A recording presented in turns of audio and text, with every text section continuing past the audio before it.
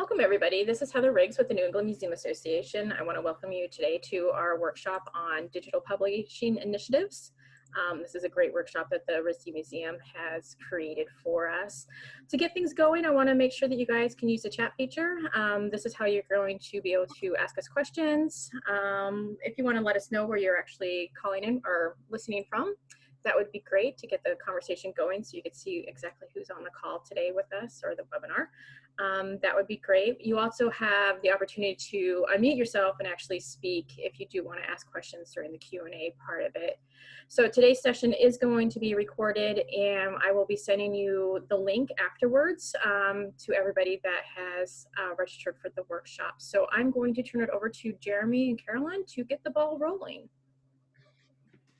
Hey everybody, I'm going to share my screen to kind of get things started, and I first wanted to apologize. I have really bad allergies, and so I will be coughing throughout this presentation, and I did just take 2 Benadryls to try to reduce that, which will make things even more exciting. Okay, so can everyone see my screen? Cool. All right. Hey, my name is Jeremy Radke. I am the Assistant Director of Digital Initiatives at the RISD Museum. And hi, my name is Carolyn Gennari. I'm an independent content producer and artist, and I was one of the artistic directors that worked on Raid the Icebox Now exhibition and digital publication that we'll be talking about today. And for those of you who, this is actually the wrong slide. I am the wrong part of the presentation. Sorry. We are at the end.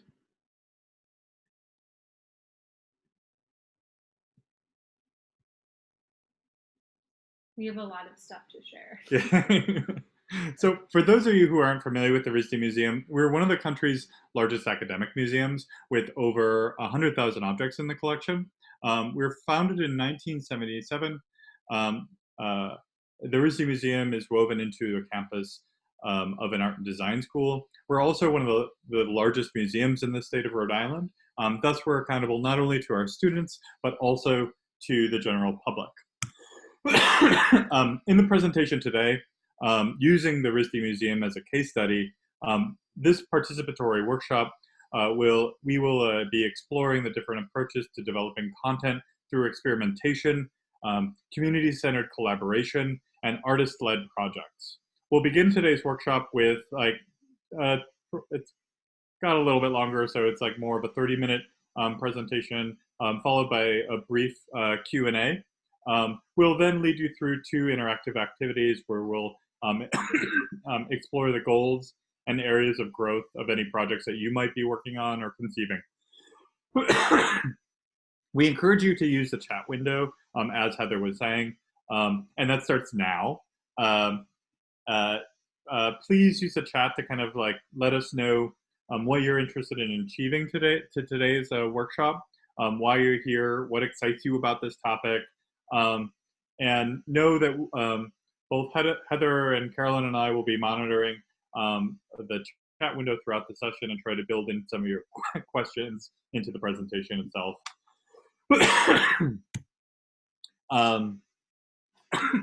And this is about what today is going to be looking like time-wise. Expected outcomes. Workshop projects. We're going to be workshopping projects that you might be interested in sharing through a critical and collaborative lens. We want to reconsider the role of digital publishing and content creation within a museum, rethink the museums or how museums relate to their audiences as users of digital content, and consider how technical innovation is shaping the role and mission of museums as producers in content. And so a key question for right now in this discussion for you guys, as institutions are engaging with our audiences across new and varied platforms, as institutions embrace digital aspects of their work, how can digital platforms provide a space to challenge and present new narratives, perspectives, and experiences? In this workshop, we'll invite you to identify a digital project or a web-based initiative, past, present, or future, to be workshopped through a critical and collaborative process that we're going to be talking about. We acknowledge many of the experiences of the people in this room and feel that we ourselves have very few answers to the questions that we're going to be asking. And this is why we want to lean into later on into a discussion format so we can encourage a skill sharing model and just learn from each other. So for publishers, is there a publication you're currently working on that in the now or in the past that you think could benefit from the model that we're about to talk about? For project initiators, is there an online project that you want to see in the world that could benefit from a critical and collaborative process? And those who just consume content, which we all are. Is there an existing project out in the world that you feel like could be further extended through the process that we're talking about, or made better in some way? We're going to start by sharing some of our most recent work to get the discussion started. And we're going to, again, speak for about like 30 minutes and follow this up with a Q&A and then move on to a discussion. So while 140 years old, the RISD Museum's history online is much shorter. We only launched our online collection in 2013, and it would be generous to say that we had a website before that moment. Our path from that point has been marked with experimentation and peppered with some failure. In this workshop, we'll share some of our more recent publishing initiatives, how they connect to our mission and vision of our work, and introduce Ziggurat, which is our new online publishing tool, and we'll also introduce some new workflows that it supports. Some of these workflows include using Ziggurat as a way to question dominant narratives, conduct artistic research, create and present new bodies of work, experiment with new mediums and practices, engage in a process of collaboration, and discuss ideas and themes within exhibitions. Our focus is often how the work gets done and who's engaged in the process. We're also working in this expanded definition of the word publication, and especially for today's workshop, knowing that each of you are coming from a lot of different experiences and points in digital projects, we want to think more about this expanded idea of publication and think about projects you're working on in general.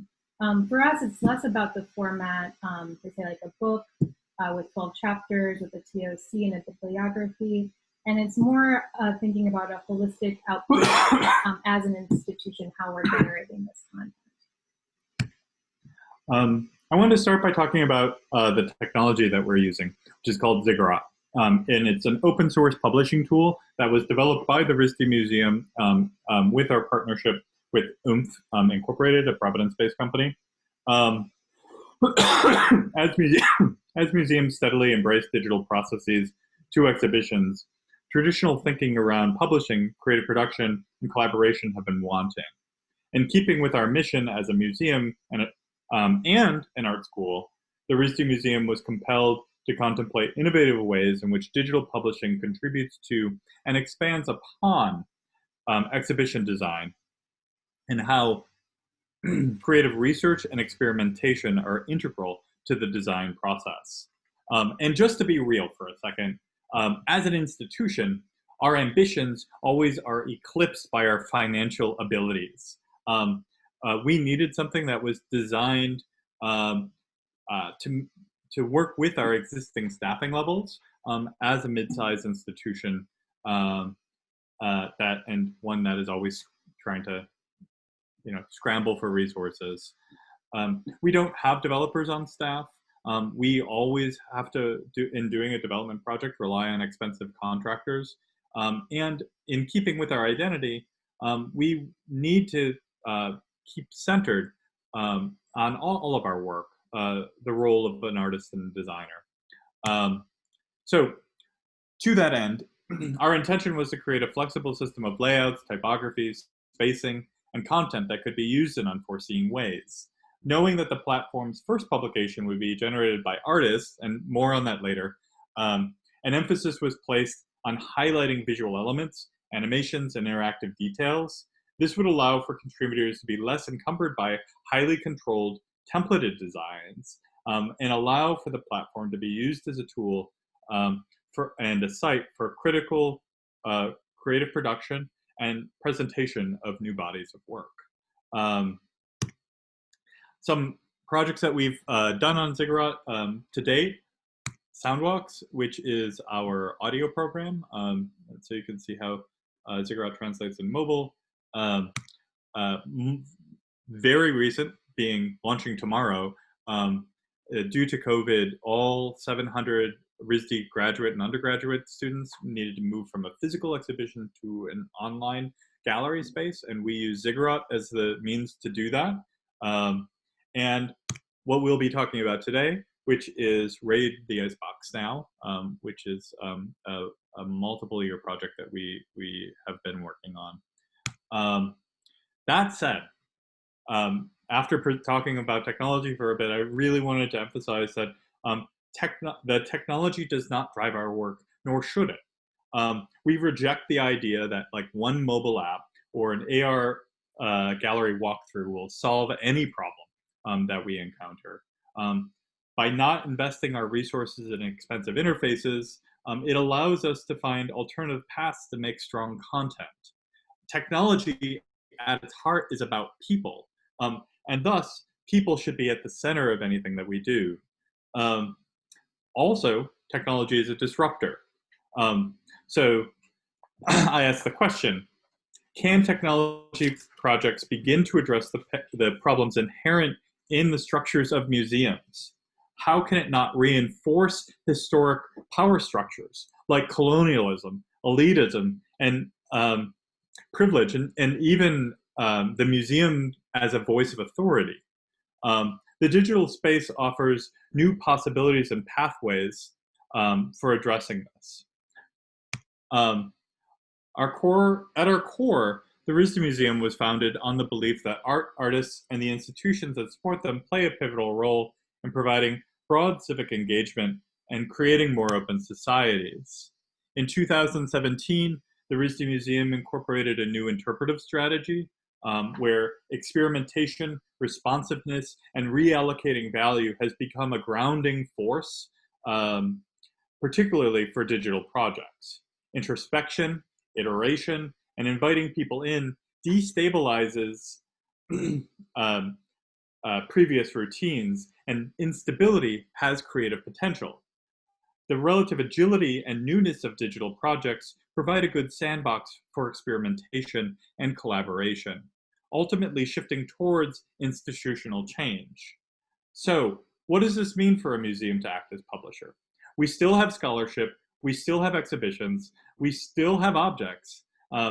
We're deciding in the end what people see and experience with our content. So, how do you actually confront and challenge the institutional voice of authority? How can digital technology contribute to this dismantling rather than reinforcing existing power structures? And to be honest, like, I don't know. And none of us do. And so this is uncharted territory, but some examples of how we're trying to begin to figure this out. The RISD Museum has been engaging in community-centered planning processes where we listen and learn before we build anything, including exhibitions. We embrace a studio model and employ students, interns, grad assistants, fellows, and give them a leadership role in making content. This naturally builds in varied and diverse perspectives into the things that we make. We speak about our work in terms of learning goals. We provide space and opportunity for artists and designers, and we develop long-term relationships and processes. And importantly, we draw from the art school critique culture. As a museum attached to an art school, we find that our values dovetail with art school critique. Critique is not about criticism, but rather it's about being critical and collaborative. To be collaborative means we invite people in and share stories out. To be critical means that we perceive the museum as material and the outcomes to be ambiguous. So how are we critical and how are we collaborative? I want to use a recent exhibition in a catalog as an example. 50 years ago, our museum presented Raid the Icebox 1 with Andy Warhol, 1970. In this exhibition, Warhol presented entire sections of objects as they appeared in storage, with little or no regard to their condition, authenticity, or historical status. As a way to celebrate the anniversary of one of the first examples of the artist as curator, the RISD Museum engaged 8 contemporary artists, art collectives, and designers in a 3-year process to create new bodies of work or create a unique curatorial project using the museum and its collection as a site for critical, creative production and presentation. Pablo Bronstein, Nicole Eisenman, Pablo Higuera, Beth Kettleman, Simone Lee, Sebastian Ruth, Paul Scott, and Triple Canopy were each given unlimited access to our collection and to our staff, exhibition space, and a section within the digital publication. Unlike a traditional exhibition catalog, the digital nature of this publication offered artists an opportunity to further expand their practice and research beyond the physical parameters of the museum's exhibition space. As a result, Raid the Icebox Now is an unconventional digital publication that presents original work in the form of essays and artist interviews, video and time-based work, musical compositions, fiction, and soundscapes, offering new models for digital production within a museum. Each artist was given a chapter and acted as its author. They were assigned a content producer who worked with them to shape and create their projects. This invitation was made to initiate the development process of Ziggurat. So in this case, the artists researching the parameters around their projects informed our discovery sessions for defining our technology. We designed Ziggurat through the challenges that each artist gave our team. This created a publication and a platform where its content and design was directed by experimentation. Thus, Ziggurat was shaped by what artists were curious about, what areas of research they wanted to further, or what new mediums they wanted to experiment with.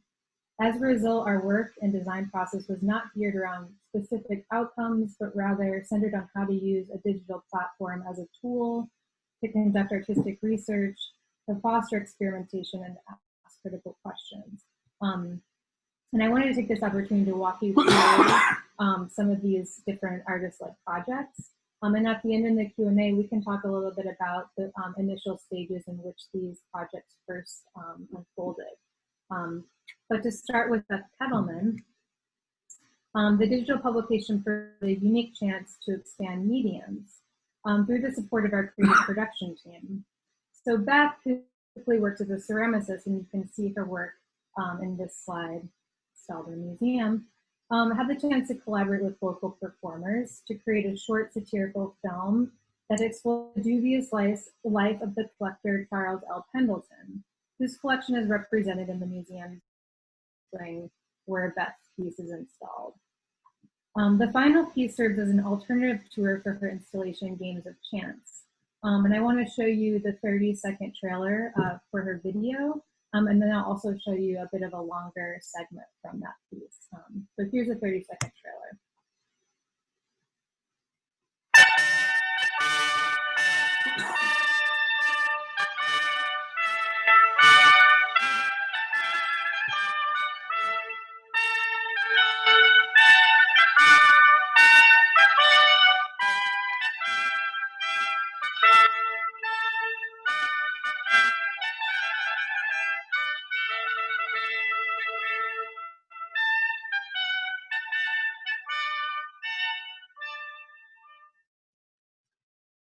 So for this project, and to just say that this originally began as Beth asking us to do a process video about how her work is made, turned into this rather satirical film that required our team to write a script, hire actors, run rehearsals, do the costume design, film and direct the production using the museum as a set, with Beth being on site for the production. And you can see Beth here in some of these pictures. The script that we used referenced the RISD Museum's furniture collection that dates back to 1904. And the format mimicked and poked at traditional museum narrative, which you can sort of get from the trailer, but I'll show you a clip of her video so you can get a real sense of what this is like. It's about a minute long. Us this way.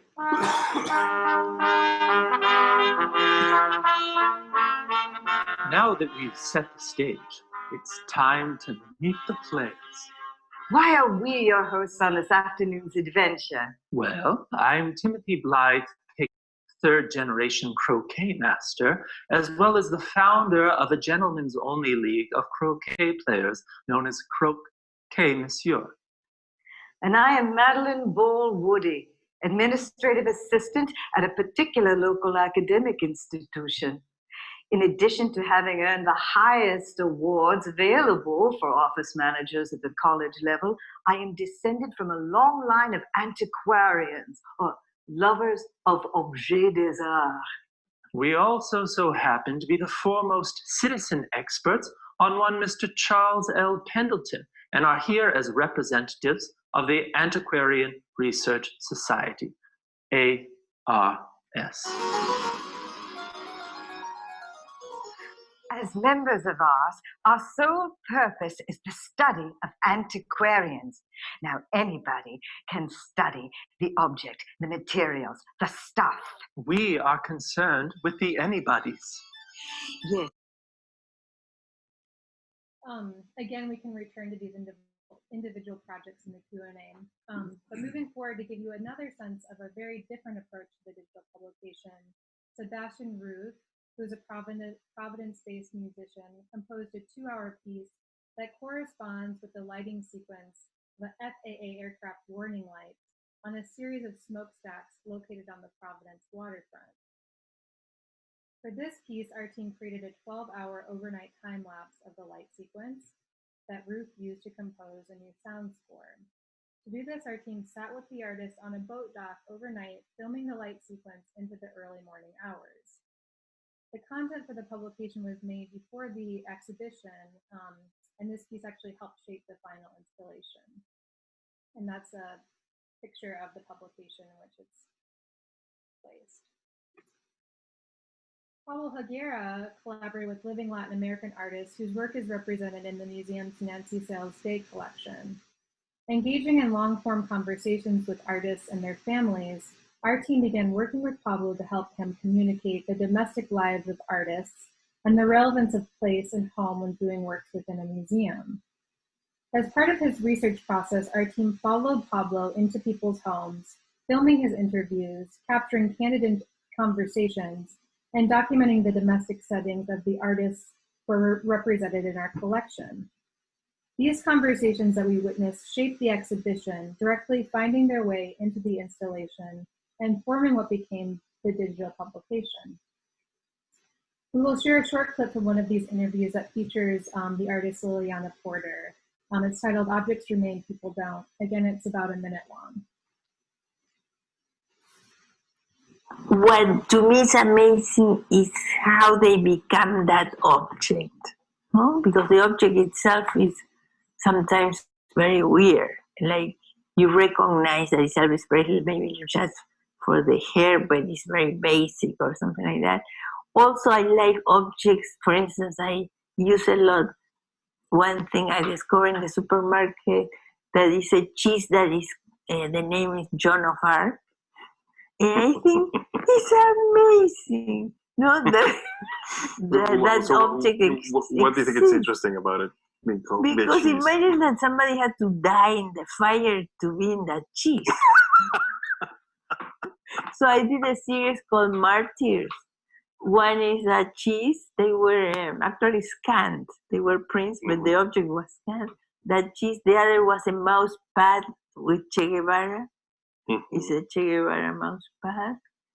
And what else? And there was another one, Christ in the cross, and was made of sugar to put in the cake for First Communion or something.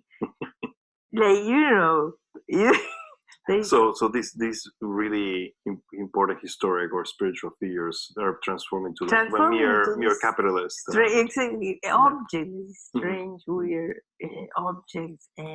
You know, I like all these objects, how, you know, situations or people become these objects, no? What is representation? Because finally, what really exists is more representation than life.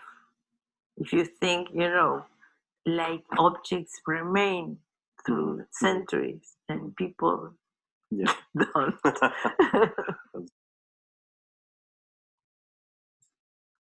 And I apologize for the lag that maybe you're having with some of this media that we're sharing. Bear with us. I also wanted to talk about how another example of a digital publication was an opportunity to further explore themes found in the artist exhibition and find ways to connect to spaces and people beyond the museum's walls.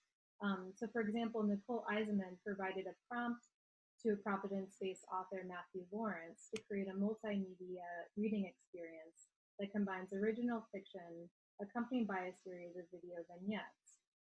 For this piece, our team chose the author, supported his writing process, held casting calls, hired actors, hired pole dancers, scouted a venue, filmed and co-directed with Matthew.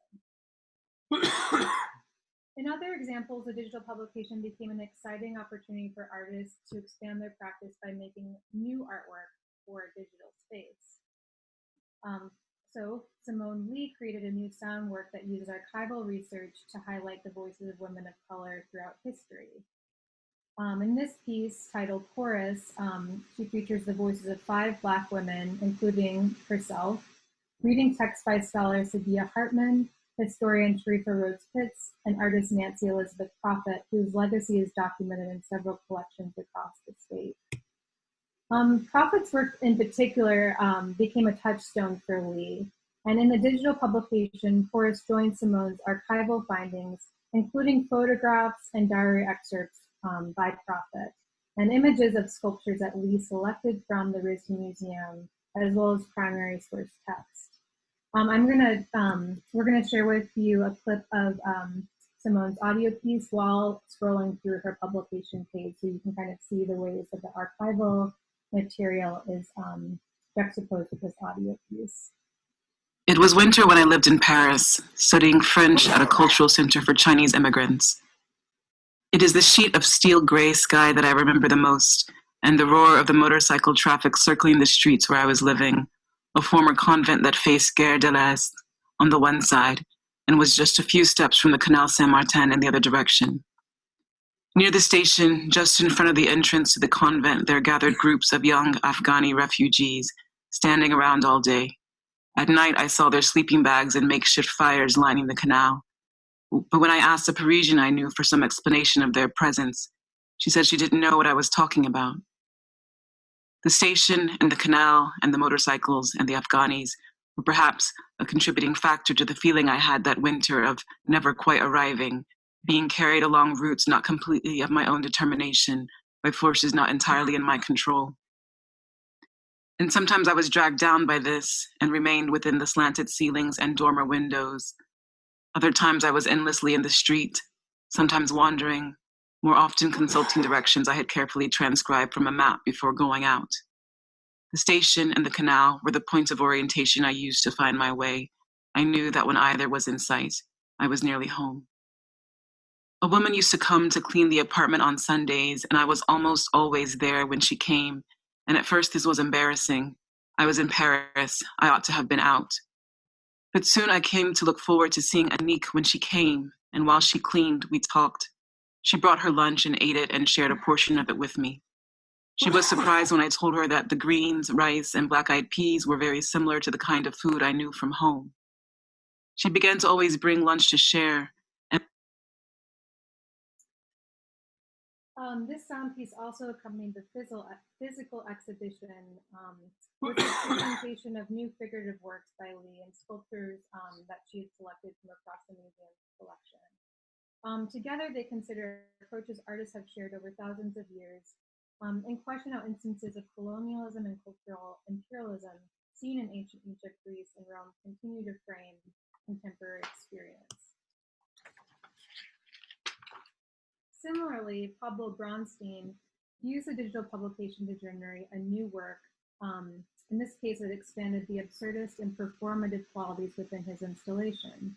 In this project, Bronstein used the galleries where his work was installed as a backdrop for a new video piece. Our team worked with Pablo on site to film choreographed gestures that draw our attention to and question our assumptions about specific objects in the collection.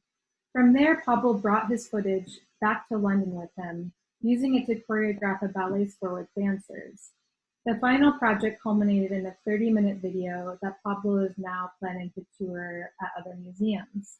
I'll just show you a very short intro to his video piece, and then you'll see sort of his own work that he had done working with dancers in London, and then you'll see how the museum setting comes in at some parts of the video.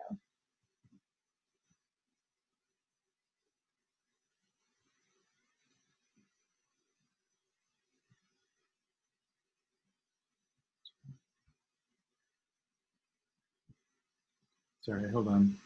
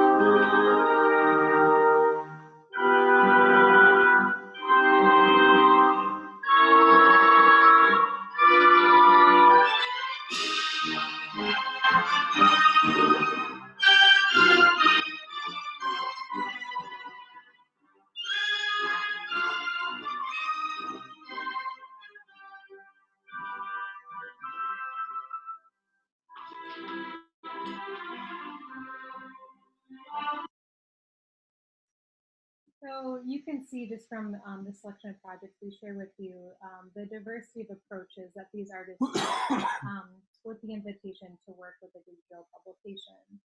And altogether, these projects really expanded our definition of what a publication is or can be. And also greatly rerouted content generation within our museum's digital initiatives team, as well as workflow across the museum. And it offered a unique model for artist-driven projects. Mostly, and most importantly, it furthered our understanding of the museum as both a collaborator and a producer, expanding upon previous projects that we had undertaken at the museum that were perhaps a little bit more traditional, which Jeremy is going to share with you now. Thanks. Yeah, so I did want to show you guys something that is a little bit more in line with what we would think a museum exhibition would be.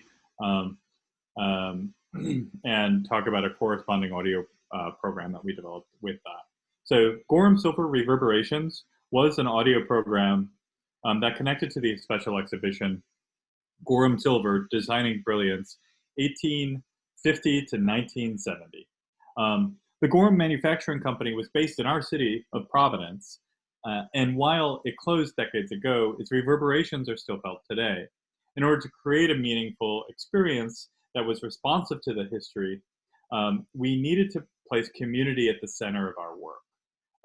As such, the museum engaged in a 9-month community-centered planning process, working with local Rhode Islanders that held a vested interest in the project. This group included former Gorham employees, local artists and makers, area K through 12 and college teachers, area tribal leaders, and people who lived on the land where the factory once stood.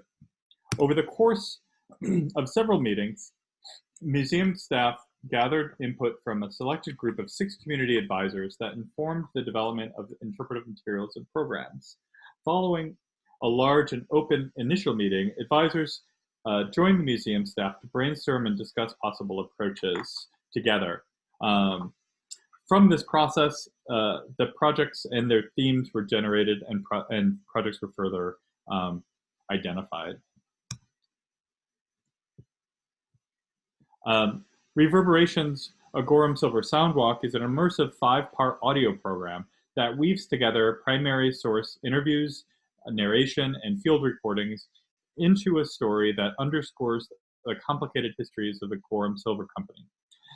This tour is a mobile experience that uses the tools of radio and podcast production and offers a more accessible way into the world of an object. Rather than using the traditional voices of authority from within the museum, Reverberations expands on the notions of expertise by amplifying multiple and varied perspectives in the museum space. We build on existing oral histories that were collected through previous efforts in the community. We contributed to a series of we conducted a series of interviews that illuminated the perspectives of past generations of Gorham makers, designers, consumers, and individuals engaged with and impacted by the company. Topics we considered included the labor it took to make these objects, the labor it took to maintain these objects, the impact of the making on the local environment, and interactions with luxury goods from across class perspectives. And again, these are the themes that were identified by these community groups. This project highlighted unheard and neglected perspectives critical to our understanding of the people engaged with the company and its products through history and into the present. I wanted to play for you a selection from Labor. I'm going to play a longer piece because this is something that is so narrative focused. It needs kind of like a longer listen so that you can kind of like get a real sense of the project. So I am going to play about a 4-minute section, apologies, and start here. Gorham was his life, but being part of his life became part of our life, you know, and we're very grateful that he had that job. The same oral history project that collected Sam Huff's story collected interviews with dozens of former Gorham employees. And in each one, almost without fail, after they talk about the dangerous conditions in the factories, they express a deep love and respect for the company. They were respected, paid well, offered vacation time. It was a good job, a job not everyone could get. Did he ever speak about women working at Gorham? You know, actually, no. No, I don't recall. I think there was a few maybe in the silver department, but I never even heard him mention that there was any woman, no. Women did work at Gorham, mostly in a few select areas like the polishing department. And it's not easy to talk about the company's attitudes or hiring practices wholesale, because the company's life stretched from 30 years before the Civil War to the 1980s. Issues of civil rights, racism in the workplace, sexism, and structural inequality shifted dramatically, both in and outside of Gorham, over the course of its existence. And we can no longer access the records that Gorham kept about who they employed. But we have traces. The rare whispers in the archive of a Japanese chaser with many names, of a woman designer in the early 1900s. There was a 1922 report on the company's financial failures that claimed, quote, "very few girls are employed," end quote. That report went on to argue that if they hired more girls to do the polishing work, the company could pay them nearly half normal wages and save money. And a November 1918 article in New York Age, a leading Black newspaper, reported Gorham refusing to employ Black women.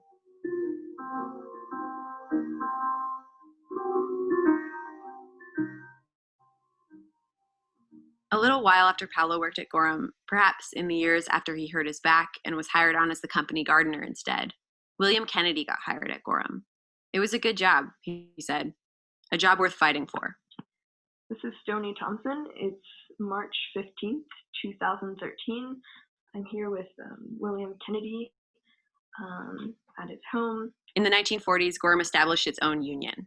The first strike didn't happen until 1955, but after that point, they were frequent. We had many strikes, and the biggest one, of course, was 1975, when we were out for 7.5 months. What was that? Strikes were even more common after Gorham was bought out by executives at a company called Textron. And in 1975, Textron was trying to get rid of the union. So union leaders like William Kennedy dug in their heels. It was a kind of a violent thing. A lot of people got arrested. It was close to, I mean, you had to be there to understand that you had to have all kinds of police. There were riot squads. There were a lot of militant unions, and they were trying to tip over trucks. And it was really a fantastic situation. And of course, the strike went on, and the people really suffered. We had people that turned to alcoholism. We had people get divorced. We had one man commit suicide. It was just a terrible time in our life. But, you know, I felt nobody wins when you have that type of a strike. Matter of fact, the company, I felt, was never the same after that. So you can see in this project that we did not necessarily dilute like any of the rigorous scholarship that we were taking on as part of this exhibition, nor were we avoiding any of the really difficult questions that this exhibition brought up, but rather like leaned into them in order to be sure to address the company in its entirety. So in keeping with our mission as a museum and an art school, the RISD Museum looks for innovative ways in which digital projects contribute to creative research and experimentation, as well as our participation in relevant important conversations, as Jeremy just mentioned. As museums have had to close physically due to COVID, we're challenged with engaging our audiences across new and varied platforms, which I'm sure you've all had different experiences with. And so also approaches to being critical and collaborative are also ever changing and evolving, expanding not only methods of content delivery, but also how we generate content. The projects initiated by Ziggurat allowed artists to see new ways that the museum can be relevant to their work, and also allow different community members to participate in the content generation process. But it also allowed the RISD Museum to greatly expand what it sees as both possible and valuable as it continues to shift its practices towards being a more diverse, inclusive, and equitable institution in the digital age. First, I wanted to thank everyone for giving us a space to share some of our work with you.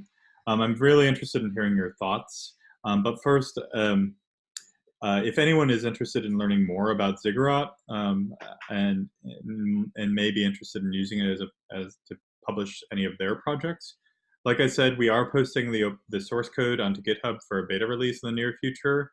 I encourage you to reach out to me directly to discuss any possibility of using it.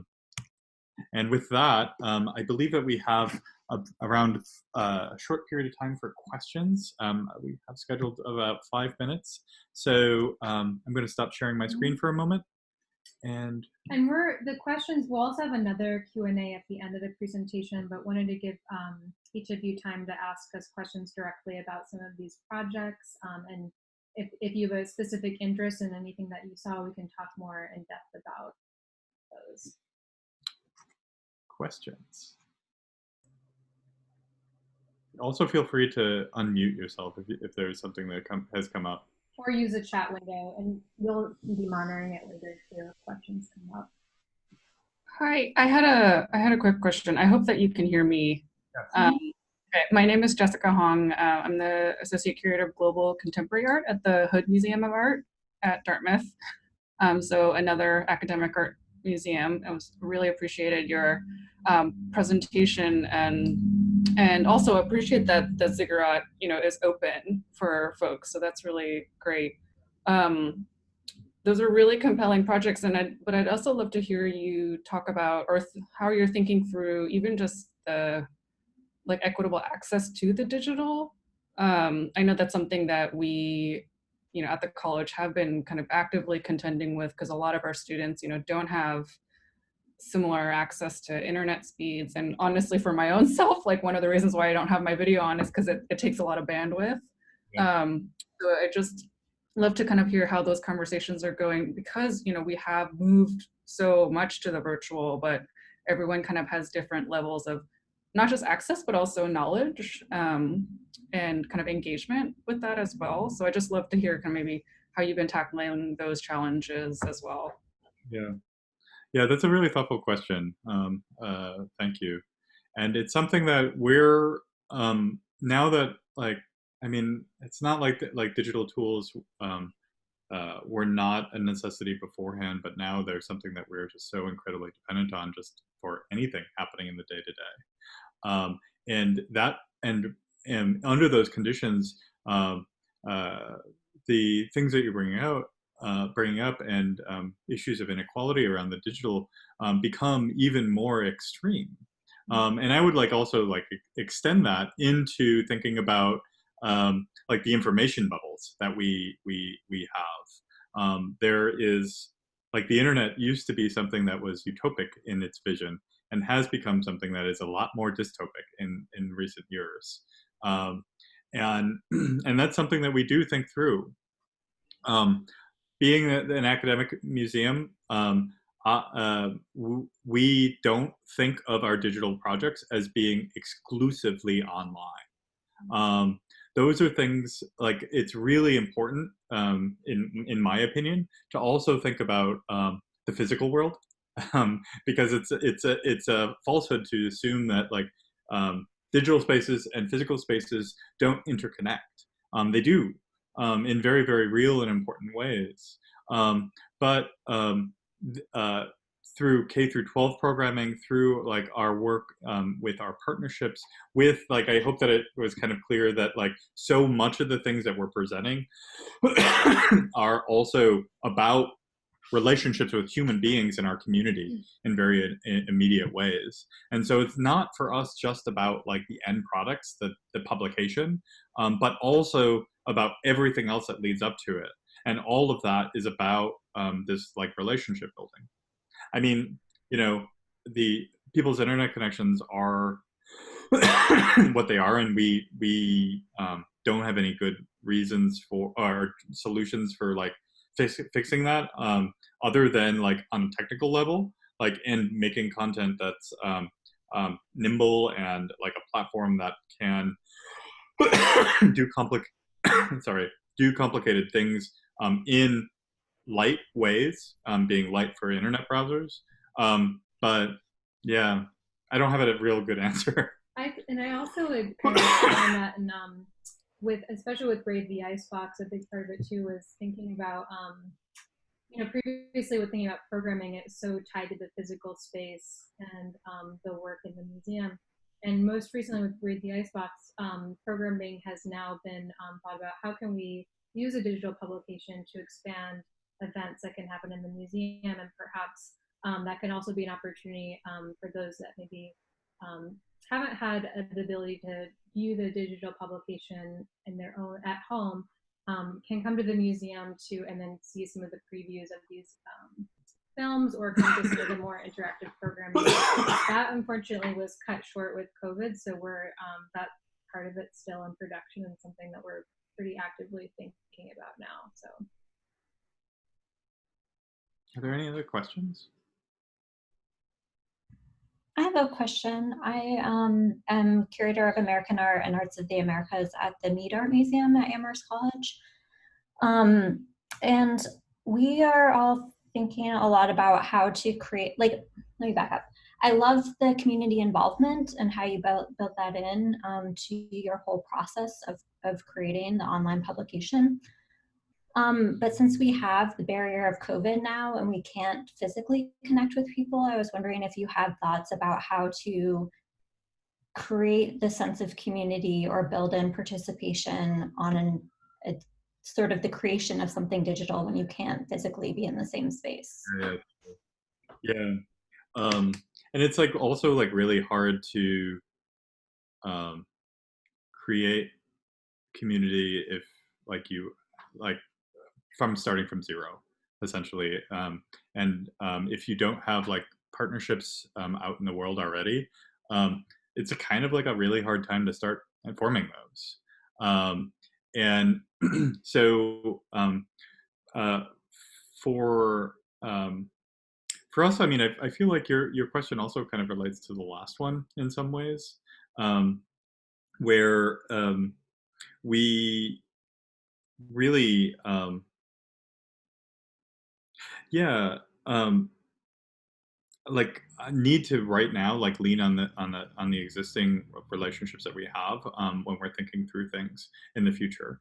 There is a project that I'm working on right now that is on taking our digital our magazine, which is a print magazine, and putting that out as a digital publication as well, and doing that because COVID has changed our budget, changed our outlook, changed our everything, and thinking through like how to make this digital publication something that is maybe a podcast, maybe has like audio elements, has maybe video elements, but it is something that is like hard to actually kind of, for me right now, like think about how that can happen based on these conditions. Mm. And so like it's like I'm reaching out to a lot of different people right now, trying to actually like have conversations like this in order to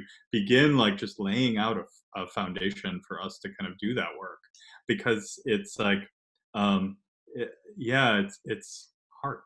I'd also quickly say that like Ziggurat was designed like before knowing that this craziness of COVID would like come right as we're launching it. And something that's been interesting is like doing this sort of like radical publication like was met with some like people being a little bit like, I don't know, like how this, like, let's see, like it's this totally experimental.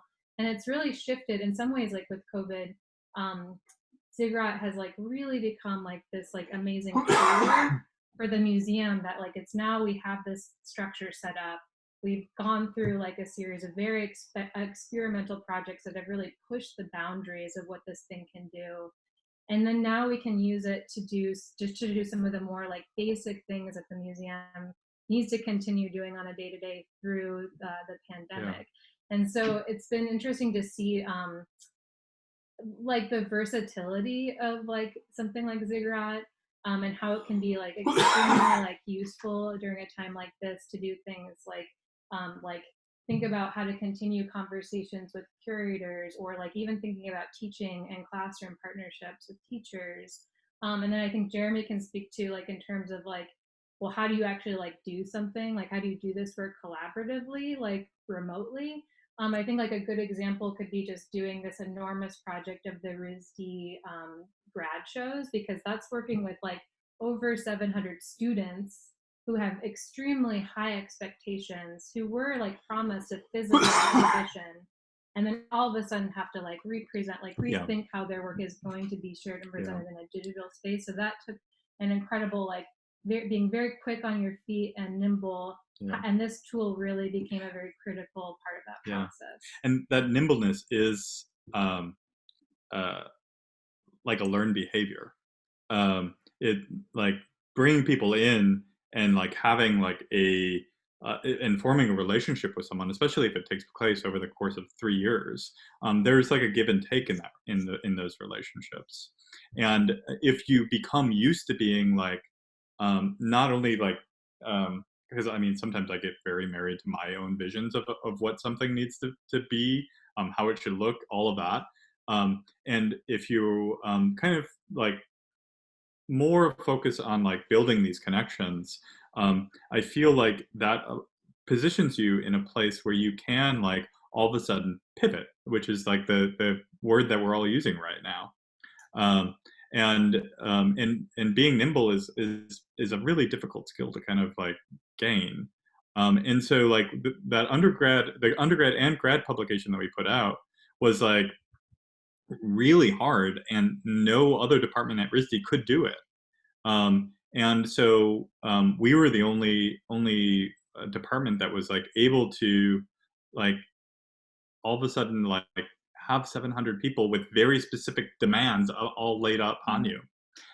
Yeah, and I would just say one thing, because I want to turn it back over to see if there's any other questions. But I also will say that Lisa, to answer your question, it's also just like affected like doing publications or thinking about the digital in this way has just like expanded language around thinking about collaboration moving forward, and thinking about it's expanded our toolkit. So right now, like as a museum, it's like writing grants, which I'm sure many of you are doing right now to seek funding during this time, and continuing programs. All we're seeing, because it's so uncertain, like what the future is going to look like as in terms of opening and programming, all of a sudden this expanded way of thinking about the digital and just like using Ziggurat is now just like part of the conversation, and really just like forming the ways that we're even like talking about engaging with people. So I don't really know what that is going to look like or how the process will take shape, but it's certainly like dramatically shifting like that starting point of how we're even thinking about doing projects and engaging with the public. So to be continued. Before we, oh yeah. Hi, I'm Heather, the other Heather, and I'm at the South County Museum down here in Rhode Island, Southern Rhode Island. Yeah. Excited to see you here. Thanks.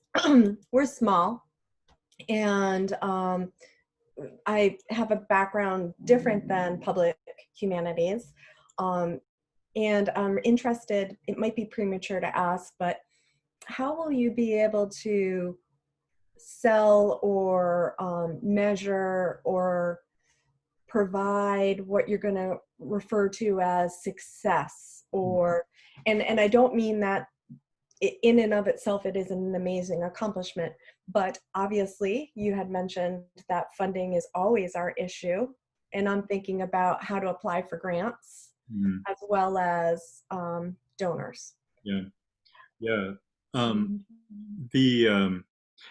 It's like, yeah, and it's like with digital projects, like success is always like based on like what like other goals you have for yourself are. Like looking at like your analytics, or looking at like any of these like really specific measures where you can be like, oh, I know what individual has come to my site at what time, what browser they're using, where they were beforehand, where they went after. Like it's really like it's a really dense data set, and hard to kind of like find meaningful markers of success. Like if they aren't grounded in your interpretive goals, if it isn't grounded in your institution's mission, if it isn't like if the goals aren't obvious to you. And so like for us, we actually don't really like care about numbers and things like that, but care about engagement. And so and that's why like I keep referring back to our interpretive plan, because that's what it means for us. And for a lot of, and I mean, I can back it up with numbers and can back it up with other hard data. But I feel like if I don't start there, I don't really have any purpose.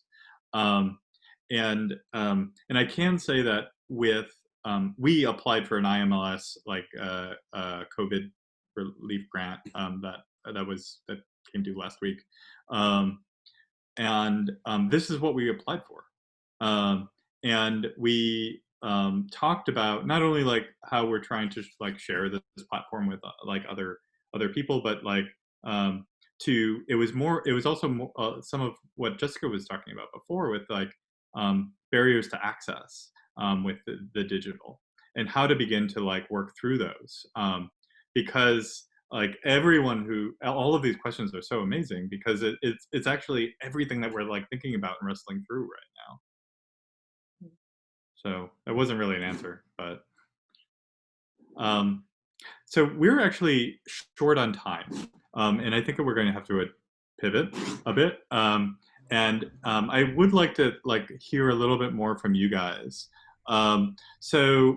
Heather, I'm wondering if we can break into. Well, I was wondering, since it is a smaller group, if we just want to continue the group discussion instead of breaking out. That's cool. That would actually truncate the time a little bit because we don't have to share out again because we're all sharing in. A brilliant idea. So you want to talk about what we were thinking about? Yeah, so I do, I think that these questions, I think there's probably more questions circling, and I'm hoping that those will just build into this group discussion.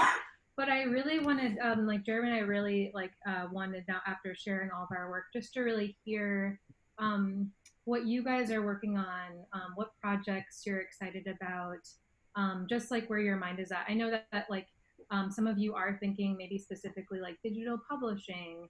And so for those of you that are publishers, I think it would be great to hear just what some of the projects are that you're working on or are planning on working on. And then for those of you that are, and this is to circle back to our initial question, for initiators, what do you think, what are projects that are, that you think would benefit through this process, this engaged process of being critical and collaborative? And then for those who are not makers of content, is there an existing project or experiences that you think that could be furthered through doing something on a digital platform or doing something that would have more of this collaborative process? And also, if those buckets don't apply to you, I think generally we just want to hear what you're working on, what interested you in this publication or in this presentation, and just hear your thoughts. So we have follow-up questions too. Yeah. So but it'd be really good first just to kind of share back and hear some of your experiences. Does anyone want to start? Oh, I think you're, oh, there you go. Yes, no, I wanted to unmute myself on my photo rather than on my screen. Anyway, I'm with the Fitchburg Art Museum. I'm their African curator. I've been told recently that next year, partly because we postponed the new exhibits and are working with permanent collection, that the class that we run with Fitchburg State and their communications department on basically doing a digital catalog will be focused on the long-term exhibition that I opened a couple of years ago on African and Oceanic art. Since I did not work on this project last year, it was on a different, in a different part of the museum and involved different curators, I was interested in seeing what is available out there. I'm not completely inept when it comes to working with the computer, but things keep changing so rapidly now. It's it's worth knowing what other people are doing. And so we'll be doing some kind of online catalog linked to this exhibition, but I don't know, we haven't really discussed it yet. We haven't really talked about what form it's going to take. And I have to confess, I haven't looked at the one that they've just finished. Which I have to do, but that's what I'm working on in terms of digital publishing. Can I just want to ask you a really quick question. Is your collection already digitized? A lot of it is, but it's not necessarily great photos. It depends. Some things have to be rephotographed, but certainly all of the African material and oceanic material that I am responsible for, I've been there now for 10 years, all of which is gift, almost all of which has been gift. It's not been intentionally acquired except for some recent things that I purchased in Nigeria, commissioned from artists. But I have made myself it's not all an embark, but I have a spreadsheet which has all, 1,000 pieces or whatever it is, so that I can actually review visually what I have. And some things are better than others in terms of their actual photographs there, but they're at least record shots of everything. I'm gonna, if you don't mind, Jean, I'm gonna jump in and go ahead. add a question. You were in Fitchburg when they were doing this. Yeah, so I just left the Fitchburg Art Museum recently and started a new position in April. And so I worked on the publication projects with students. And actually, when I saw Raid the Icebox Now, I was like, this is amazing. This is a great model to talk about with students. But every semester we would work with a pro-com class, and students would design a catalog. And so the challenge was that students had varying design skills, and they also had varying sort of experiences with exhibitions. So it was a really wonderful experience just to sort of have them in the galleries and learn about the show and art together and figure out kind of what we could create. I think there's going to be a huge challenge with them not being able to go to the gallery, and maybe they will be able to do that a little bit in the fall. Hopefully that will be the case. But I guess for the both of you, since you've done this, what would be tips for students who are sort of starting, there's not extra money to fund this project, so there's not like a huge budget involved, but if you have any tips for just like. Yeah. And just to like make clear, which I said it in the presentation, but like in terms of our staff, I am the only like permanent staff person who works on these projects at the museum. And so we have so when I was like, our ambitions are always eclipsed by our financial needs. I mean, that's very real, because also like my job is included not just digital publishing, but all of our web infrastructure, video and audio interpretation. There's a bunch of stuff that's nested in there. And so our studio model that we use, where we bring in people, that's the only way we can do anything at all. And honestly, like I find it really difficult to work in a class structure because there are class dynamics that like kind of, in my opinion, like get in the way sometimes of a project getting done. And also like, because there's like time is such an important factor in generating content, making sure that you have space around your work. Like the demands of a class schedule sometimes like don't match. And so I spend, and this is not what this talk was about, but like I spend a lot of time like thinking about this very question. I would say that it's 90% of my job. And I really think through like what it means to be a mentor. And this is something that I did, like I'm not a trained museum technologist. Like I would consider myself more of an educator than anything else. And so I think through not only like what makes like a collaborative relationship with a student successful, but also like how opportunities can waterfall into each other. So what I mean by that is that we have work study, we have grad assistant positions, but then we also have fellowship positions available.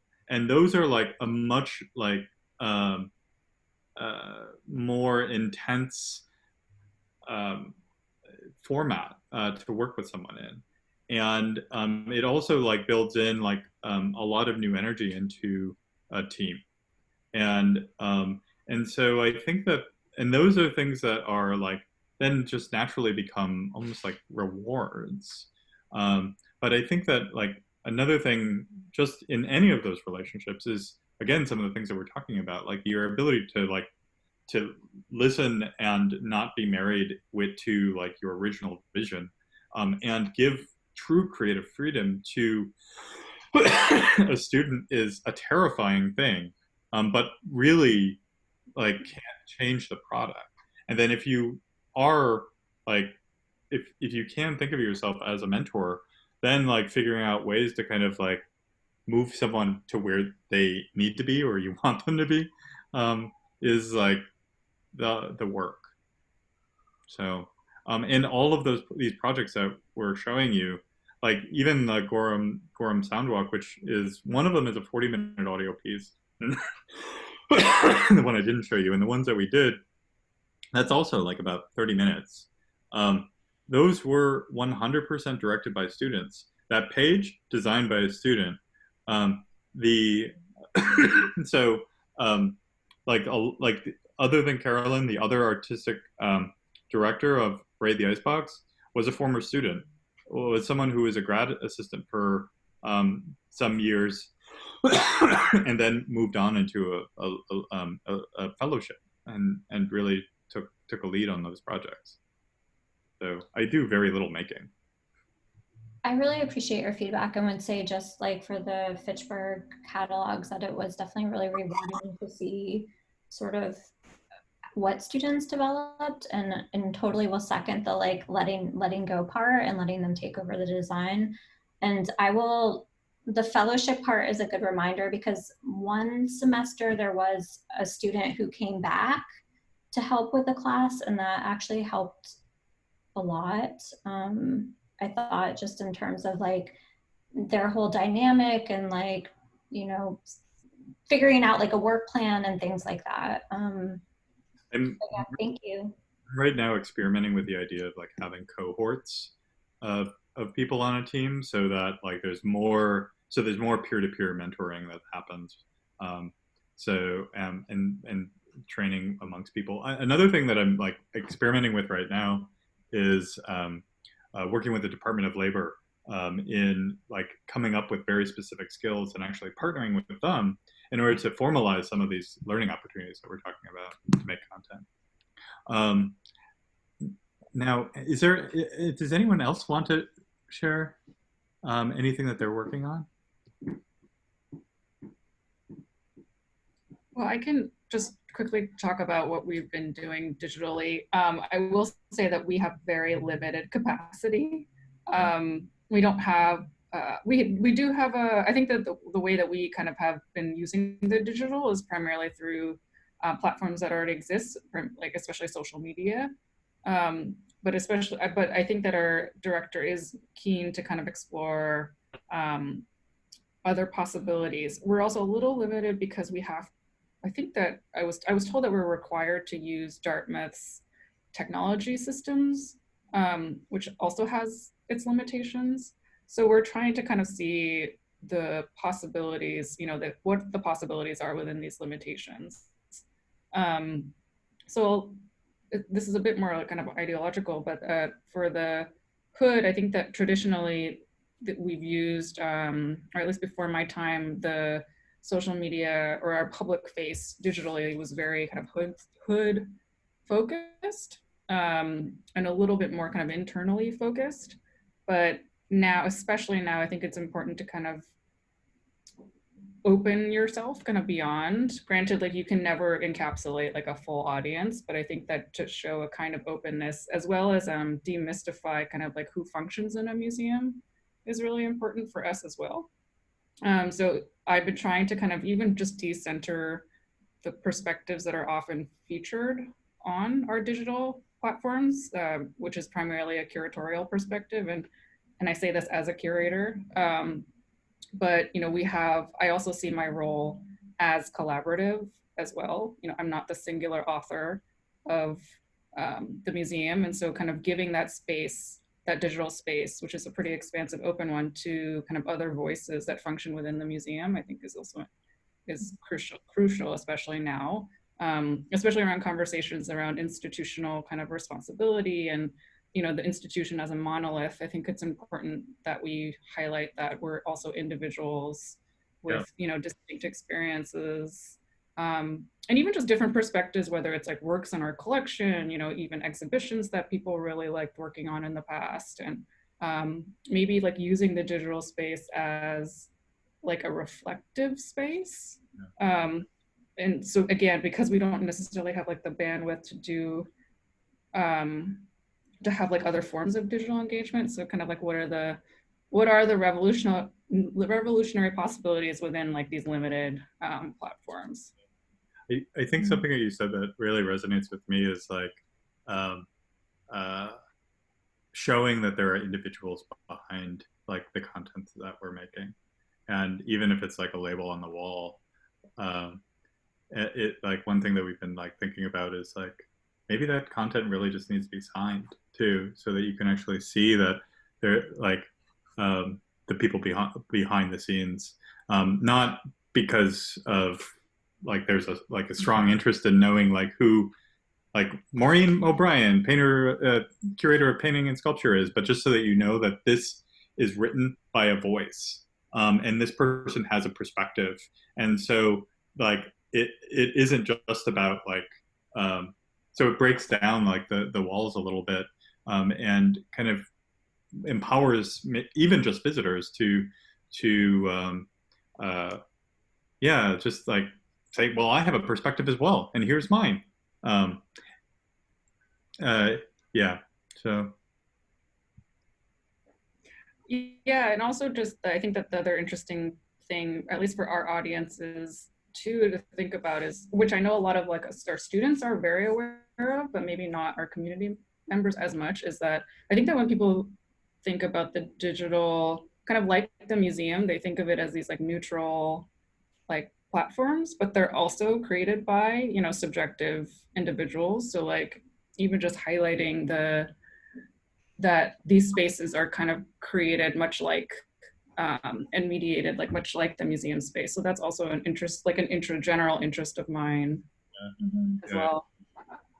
Yeah, I think too with like, at least with the digital publication and with Read the Icebox, we started thinking about this. I mean, like the contributors, we call them authors. And I think that's part of our thinking about like being clear that it's like, these are different authors who are like presenting this information and sharing it in this space. And it's interesting because even with the RISD grad shows, that term publication and author was also like embraced by the students too.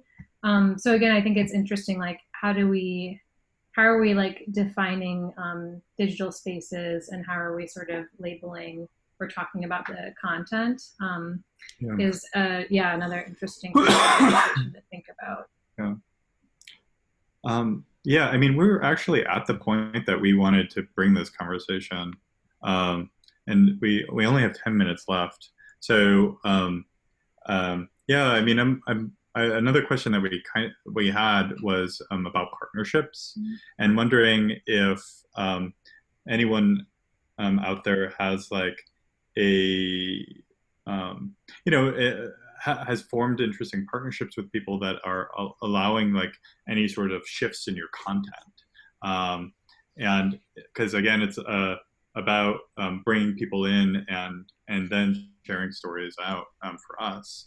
And I don't know, like Lindsay or Rosemary or John, Christine, if there's, not to call on the people who have been silent, but I'm doing that. Just to make yeah, I want to make sure that you guys have a space. I did want to add a point you were asking about partnerships, and one of the focuses for us is commercial fishing as part of, you know, Rhode Island's rich history. So Point Judith used to be the second largest port on the East Coast, and the partnerships that we're creating have been twofold. The very official organizations, whether it be the University of Rhode Island or the official associations for commercial fishing groups. But one of the partnerships we have is just this private Facebook community where the actual commercial fishermen are letting us know what's important to them today. And I can bounce things off of them of like, you know, what do you want to see? And heck, how do I deal with this issue? I don't know much about dragging for flounder, do you? But what's awesome is I'm very curious about it, and they're extremely eager to provide that information. On the other spectrum, the partnership that we're looking for to capture their oral history is not becoming the specialist on storing the data. As Jean was mentioning, technology changes quickly. Also, our bandwidth financially and with people power is limited. So we are currently investigating a partnership with StoryCorps because they have an archive that will clearly be maintained and live on, and also has the indexable searchability for a nation of people beyond our little scope. So our goal is kind of like, let's find the data from people who really want to share it, and let's put it in the hands of others, and we'll just make sure that it is accurately representing and available.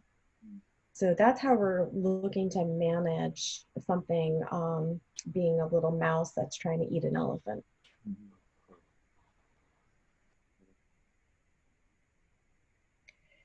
Just to jump in briefly, sorry to be a lurker. I'm Rosemary Volpe. I'm a publications manager at the Yale Peabody Museum. I'm not directly involved with digital projects, but you may have heard that the museum is undergoing a major renovation. So we'll be closed for 3 years. And one of the budget items would be digital projects, although it would be later in this timeline for the renovation. So I wanted to basically get some ideas, see what kinds of projects are going on. You've all made me feel like just running up and jumping into starting things. I have tons of ideas. Being in the publications office, I basically am the publications office. So we would have a separate education department, separate exhibitions department. So it would be a real kind of paradigm shift to try to get all that coordinated for something like this. But having had to close a little early because of the pandemic, people have kind of been scrambling to organize online material. So it actually would be a good opportunity to try to suggest different types of digital projects down the line that would kind of interweave with the plans for the new halls and some of the material that we could develop. So I just was really curious to find out what was available and what was going on out there, and this is all really exciting. Yeah, it's yeah. Oh, sorry.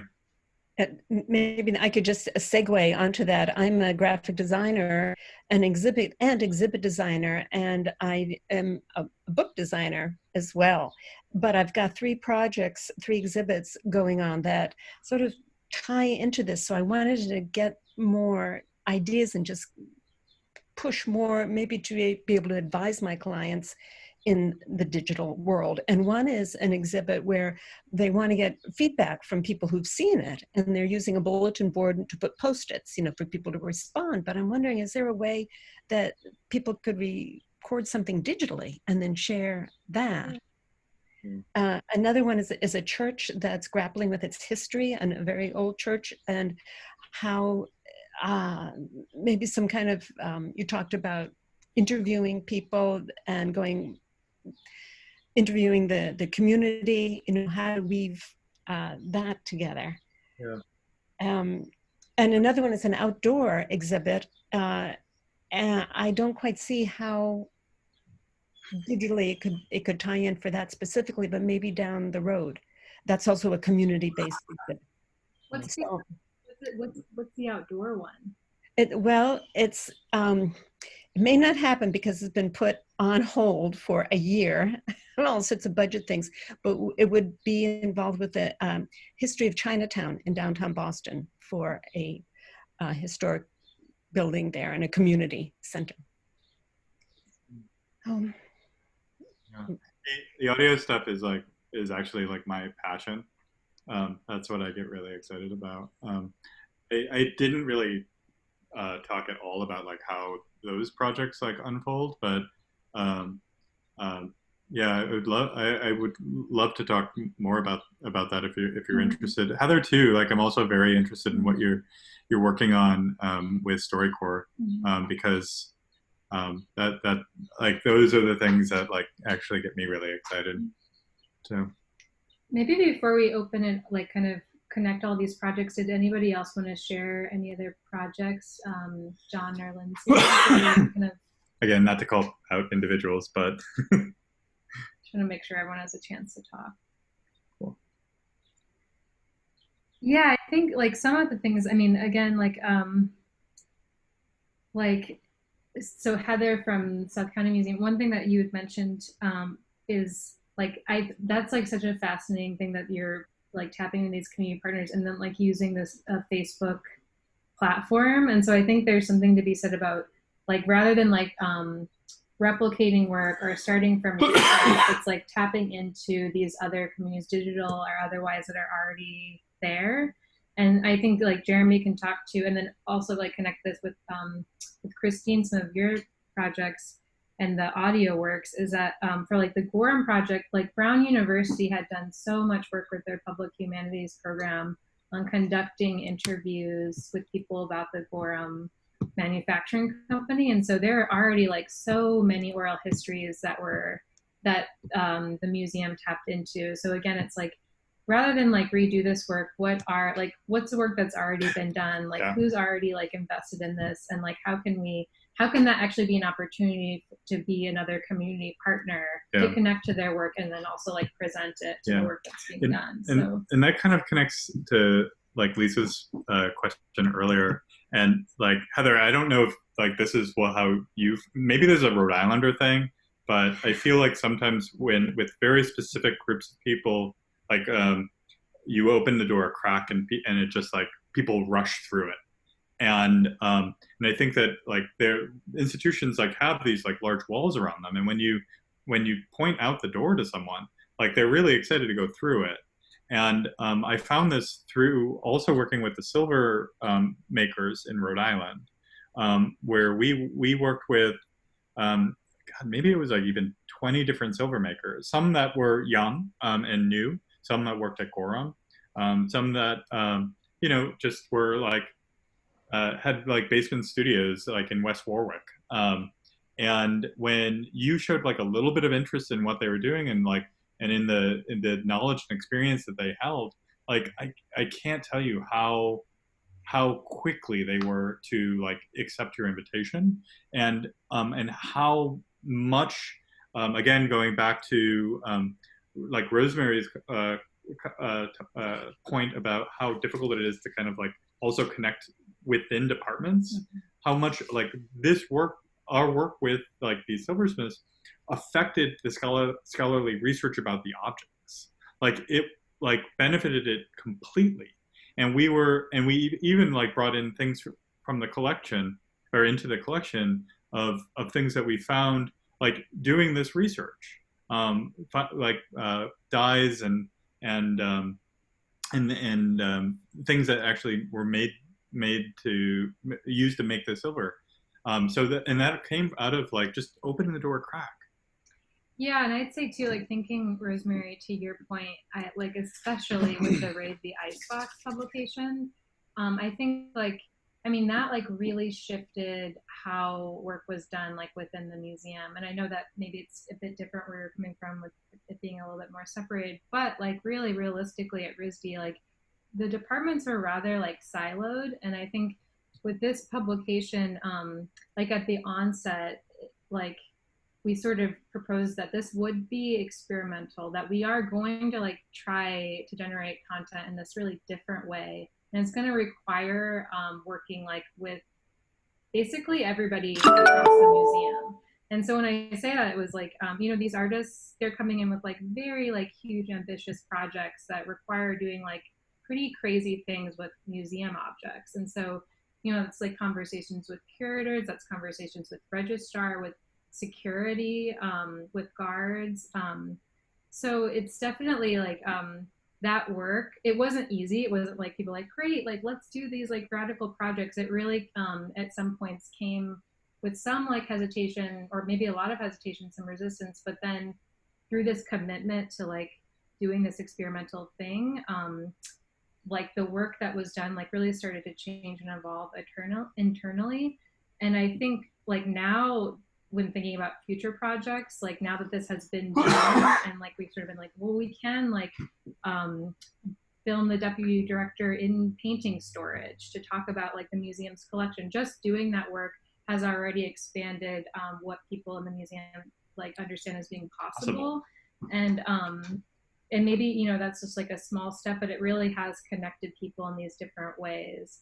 And certainly a lot more work has to be done, and thinking about internal partnerships or working cross collaboratively within the museum and our departments. Yeah. But I think that's something that we strive to do, like with these digital projects, is how can we like sort of like just work across the museum and really like change the way in which we're thinking, it be more inclusive about the way we're thinking about content generation, like among staff, but also community partners. Yeah. And with that, I think we're out of time. Okay. But I really do, I mean, Heather, I'm sure you have something that you want to add at the end, but I really do appreciate everyone being so open and sharing their work with us. And please also like reach out to us if you want to continue any of the conversations, or if you are interested in Ziggurat. Jean, I also feel like we've met before. I feel like I might have your business card up in my office. So. Well, you might. I do. I did a sabbatical replacement in 2017 for Balaji Campbell. I mean, I was Balaji Campbell. It was 6 foot whatever and African. You have a business card. It's hanging in my office. And I have, and I've done a couple of additional guest lectures in the survey since then. So well filled. I just want to wrap up and say thank you both to Jeremy and Carolyn for sharing that. It was actually a submission to our annual conference that has moved virtual, so we decided to speed up some of those sessions into workshop formats instead of waiting until November. So I thank both of you for being willing to go for a different format, because as you said, we're all pivoting right now. But the session has been recorded, so I'll be sending you the link along with the evaluation form. Just want to say thank you to everybody that attended today. And if you guys ever have any suggestions for future programming, definitely reach out to a NEMA staff member. We're always open and willing to explore any options. So Jeremy, Carolyn, thank you. You guys have any final words? Thank you all for coming today and sharing your projects with us. And you've certainly made me really interested in the different things we're working on. I know personally, I would love to continue a conversation with any of you. If you have any further questions, specifically too about Raid the Icebox, I'd be happy to talk with you more in depth about that process. But thank you all. Thank you. All right. Thanks, you guys. Thank you. Thank you.